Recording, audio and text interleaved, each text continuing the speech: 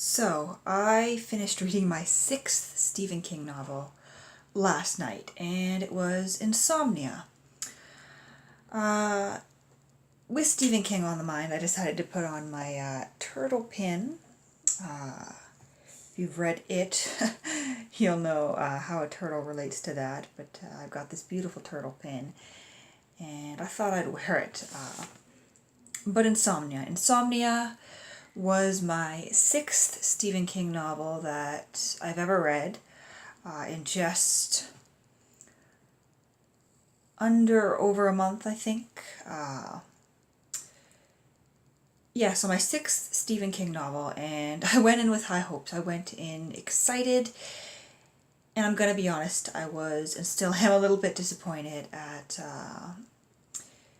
Insomnia, at the way it ended, at the middle, it was okay the way it began, but it was a slow burn.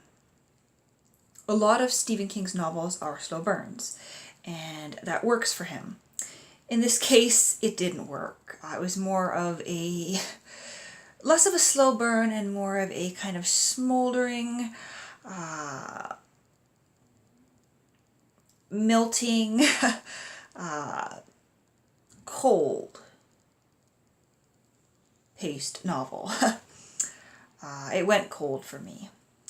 It wasn't exciting. It was a couple hundred pages of an old guy named Ralph having sleep problems. We're almost like midway through the book, almost like 300 pages before he starts to clue in that what he has is more than a simple insomnia, that there's something supernatural going on. And for me, it was just irritating because the reader knows almost from the start that this is more than insomnia. Of course it's more than insomnia. It's a Stephen King novel, for God's sake. But the reader knows almost from the start what's going on. You clue in that these bold doctors, people are saying that these auras are related to death. And so you know exactly who these bold doctors are. You clue into what's going on before the character does, and it's kind of irritating that he doesn't realize.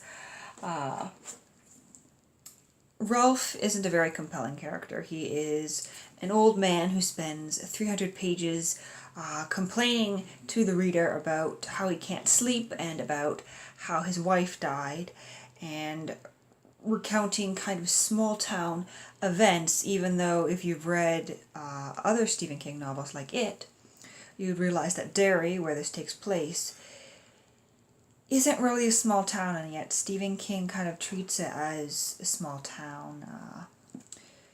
This takes place after the events of It, the 1990s, late 80s, early 90s, and It ends in the 80s, so that's obviously gone. For whatever reason, there are supernatural forces in this city again, because Derry is indeed a city, as described in the 1980s portion of It. But Insomnia is just really, really boring. It's set in Derry, so you expect it to be as exciting as It, or at least close to it. But you're left with kind of a boring drama / love story between an older couple, and you're not sure why Ralph is in love with this older woman that he meets after his wife dies at all.